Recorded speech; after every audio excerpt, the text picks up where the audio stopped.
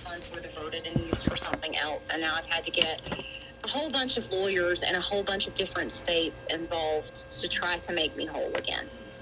Okay. And the compromise that we have settled on with Jess was to transfer the asset of the licenses and Vivid's accounts and assets over to me so that I can just run it and essentially make my money back. I've got about $4.5 million worth of business lined up for the next 12 months, and I'm at a dead standstill because of MED regulations in the meantime.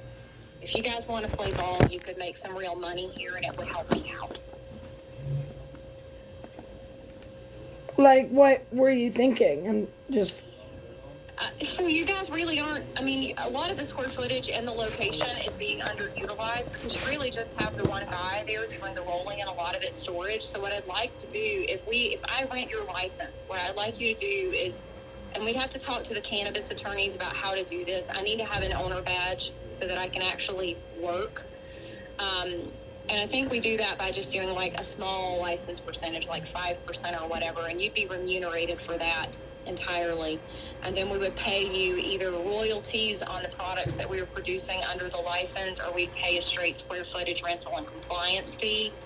I think you're better off, honestly, going with royalties, and I'll just lay it out on the table. I've got Dro coming to me to release in Colorado for all of their product. I've got Hits out of California coming to me to release all their product. Justin Henderson wants me to do all of his production. About 40,000 pre-rolls a month, plus a topical that's award-winning. It's been in different magazines, and a condom-safe lubricant that he produces for Playboy that has THC in it. Okay, that's a new one. Lines. So there's a substantial amount of business that I have lined up to flow through whatever license that I'm using. And I've got another deal that I'm working to do exclusives with a breeder and a cultivation facility here or there in Denver, where we would do all of their pre-roll, and we would also gain the right. They will no longer use brokers. They will only use the sales team that I have out and running. We could cross-promote your products, and we could also produce your products within our system using our automated packaging, which would immediately, overnight, make your COGS look much, much better, because it would drop your cost of production to almost nothing compared to where it is right now, just based off what I've seen. If it's something you guys are not interested in, tell me no. If it's something that you're interested in, I would love to put you on solid rock first thing in the morning.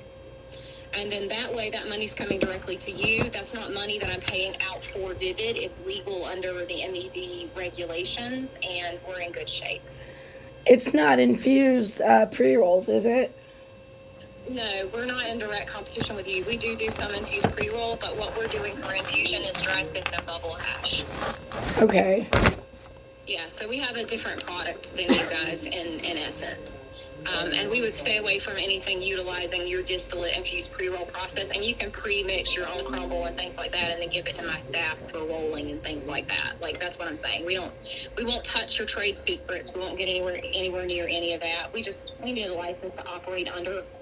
And I know I can see the guy you've got working for you there. He really can't pump that many out on a daily basis, and you really need to increase your capacity so you can go after bigger customers. So I kind of see it as maybe being a situation where I can limp us both along until I get my license stuff sorted out on that end of things. And then perhaps if things are going well, we just keep the same arrangement because it's benefiting both of us. But if we at that point want to separate, it becomes very easy to. But I mean, it's a lot of money that I'm going to be flowing through there in the next year, and I really don't want to lose any of this business. And I'm concerned that if I have to put a pause on the contracts that I'm negotiating right now for the next couple of months until we get all of this straightened out legally, because of the conflicted nature of this particular situation with Jess, that I'm not going to be able to retain that business and I'm going to lose it. And I'd rather keep some of that business than none of that business, if you follow. Yeah. Well, give us a minute to think about it, talk amongst ourselves. If you have a number you want to throw out there, we're open to... I leave all of that stuff up to Brock. He knows what the real numbers are and all of that. And essentially what he would talk to you about, what you guys are comfortable with, what you're looking for, and then he'd come back with you with a proposal that, aligns with realistic parameters. I'd have to look at some of our royalty agreements and see exactly what those are, but I haven't done one in 2 or 3 years. Because previously, when I was involved in cannabis, I was solely on the cultivation side. So I was contracting with the MIPS. Now I'm on the MIPS side, so I need to look at what some of my old production agreements looked like. Okay. And I can ask around too. I mean, what we were doing under the Flowworks license, or what Jess had arranged during the Flowworks license, under the Flowworks license, is that they were renting the facility at a price per square footage, and then they were paying a compliance fee on top of that to ensure that compliance from the Flowworks license was protected on the compliance side. And that was an elevated price per square footage. But I think that if we put me on your license like a tiny percent underneath the threshold that would trigger the finding of suitability with the MED, which takes months, if we were to do that and you guys were okay with that, and that can easily be protected via contract and things like that. We can put contracts in place to say, if I do any of these things, you can take me off, yada, yada, yada. There are ways to make it, clean, and keep you guys protected as well as protecting me. But at the end of the day, I think we'd be better off to do it that way, because that would get you guys the ability then to participate in the profit stream that I'll be pushing through there instead of just the rents. And to be honest with you, if I was just paying you inflated rents and a compliance fee, you'll make less money than if you did on a royalty agreement plus a rent. Like market rent like we're paying now, and then a little bit of a royalty agreement. So you're making something off every product that we push through, and then an agreement for us to pass through our labor costs at cost. So you're not paying an increase on your labor costs, and then we can run some of your product for you. So, I mean, think about it and let me know. I'm kind of at my wit's end. I've been on the phone with attorneys and in attorneys' offices literally since 8 o'clock this morning, and I'm ready to beat my head against a brick wall. Gotcha. I'm a rational, logical person who is dealing with someone who is inherently irrational and on top of that desperate right now. And it's turning into a nightmare. But if I have another license that I can operate out of, I remove her leverage, if you follow. Yeah. Yeah, and that opens that up and fixes that. Plus, it could be a nice cash infusion over the next 6 months to a year for you guys while we get it all set together. So just think about it. Think about what you want and let me know, and I can get Brock to do it. He does you've met him. He's been in the office before. He's the gentleman who comes down from Chicago sometimes. Okay. And he does all my, he's in charge of all contract negotiation and all our financials and everything like that. So he's the right person to make that decision. He's actually a better person to make those decisions than me. So.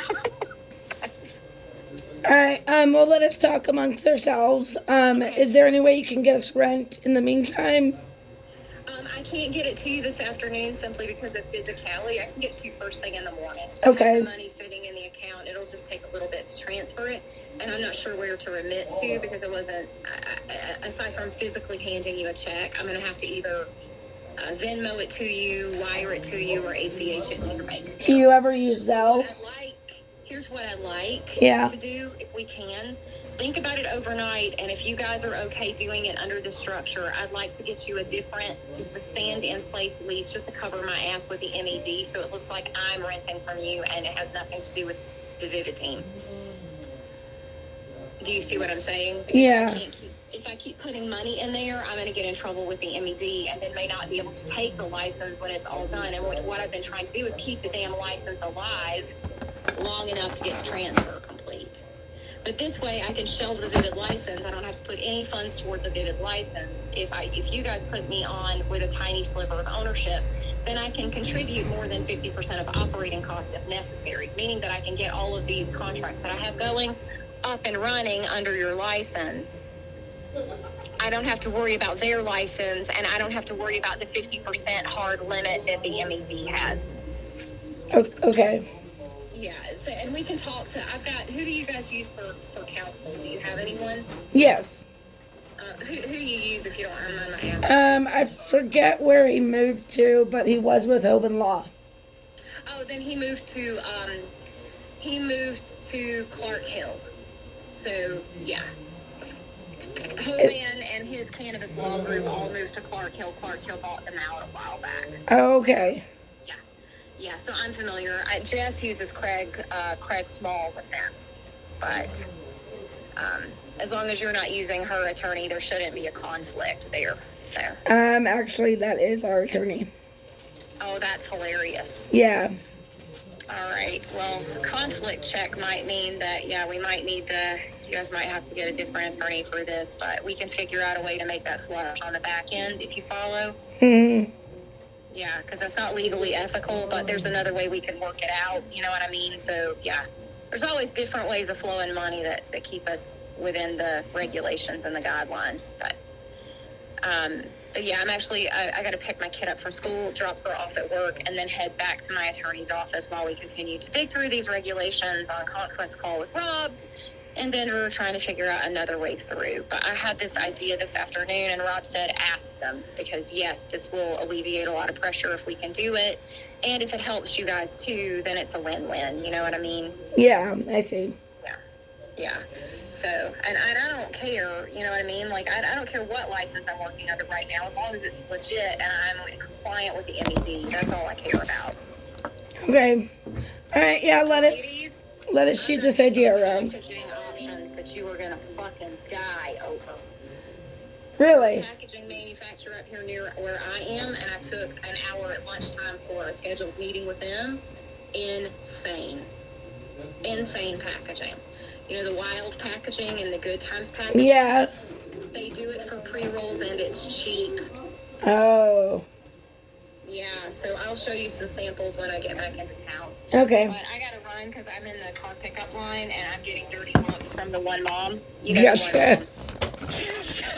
So let me make my teenager come out and get in the cars. All right. Well, we'll talk to you soon. We'll get back to you later. Let's talk first thing in the morning. Okay. Just give me a call first thing in the morning, okay? All right.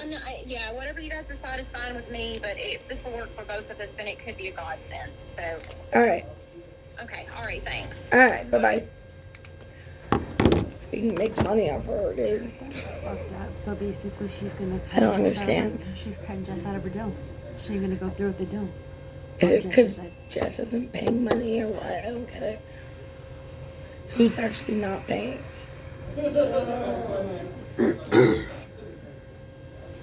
So she's supposed to take over because Jess owes her money. Yeah. So she decided just to buy out basically the money owed is the buyout of the licenses. Okay. Therefore, that's how she's getting the licenses.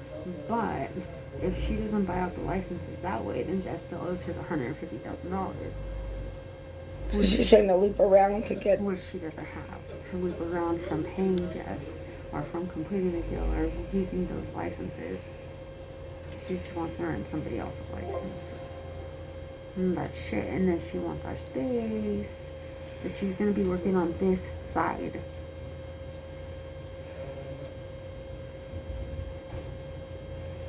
That's kind of shit. And then she's gonna rent. She wants 5%. She wants this, that, and the fucking other. Like, what? And you still don't fucking have rent? I don't think it's such a good deal. I'm trying to buy Mike. I think we could, like,